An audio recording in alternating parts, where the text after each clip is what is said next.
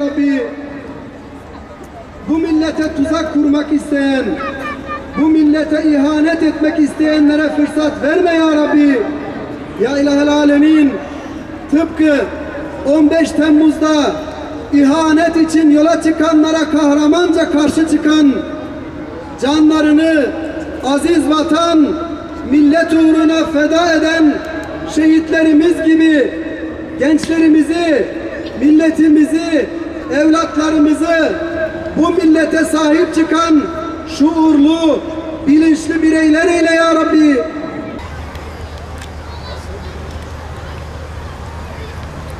Temmuz 2016 aziz milletimizin iradesine, demokrasimize ve devletimizin bekasına kasteden uluslararası vesayet sisteminin ve istihbarat örgütlerinin yerli uşaklarıyla birlikte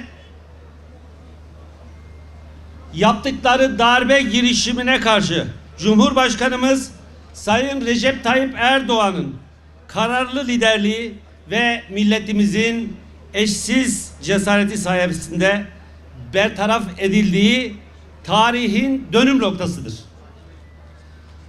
Aziz milletimiz o karanlık gecede tıpkı milli mücadele yıllarında olduğu gibi tek yürek olmuş, bayrağına, ezanına, vatanına, istiklaline ve istikbaline sahip çıkarak tüm dünyaya unutulmayacak bir demokrasi destanı yazmıştır. Devletimizin silahlarını yine bu millete doğrultan hainlere karşı kadın, erkek, genç, yaşlı demeden meydanlara koşan vatandaşlarımız milli iradenin hiçbir güç tarafında esaret altına alınamayacağını tüm dünyaya ilan etmiştir. 15 Temmuz tankların karşısına imanıyla duranların, kurşunlara göğsünü siper edenlerin, vatan söz konusu olduğunda canını tereddütsüz feda eden kahramanların destanıdır.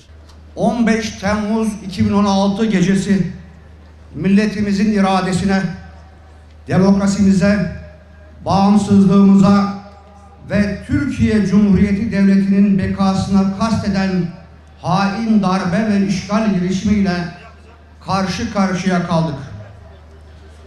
Devletimizin içine sızmış FETÖ mensubu hainler milletin silahını yine millete doğrulttu. Türkiye Büyük Millet Meclisimizi bombaladı. Cumhurbaşkanlığı külliyemize saldırdı ve aziz milletimizin iradesini esaret almaya teşebbüs etti. Ancak hesap edemedikleri bir şey vardı. Bu millet 2200 yıllık köklü devlet geleneğinin, Anadolu'daki 1000 yıllık hükümranlığının ve şanlı tarihinin kendisine yüklediği sorumluluğun farkındaydı. Bu millet Malazgirt'te Anadolu'nun kapılarını açan, Çanakkale'de yeni düvele geçit vermeyen, milli mücadelede ya istiklal ya ölüm diyerek esareti reddeden aynı asil milletin evlatlarıydı. Cumhurbaşkanımız Sayın Recep Tayyip Erdoğan'ın çağrısıyla meydanları dolduran aziz milletimiz tanklara, uçaklara ve silahlara karşı yalnızca imanıyla, cesaretiyle ve vatan sevgisiyle direnmiş, canı pahasına, milli iradesine ve devletine sahip çıkmıştır.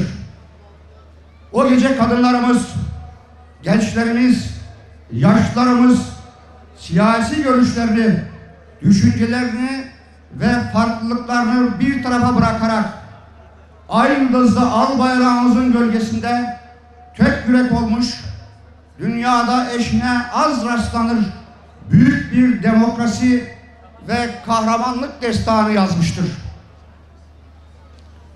Çünkü biz biliyoruz ki bu topraklar bize yalnızca üzerinde yaşamak için bırakılmış bir coğrafya değildir.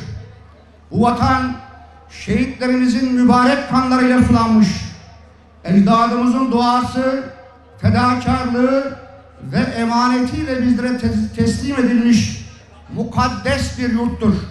Şehitlerimizde her köşesi şühedanın mübarek kanlarıyla sulanmıştır.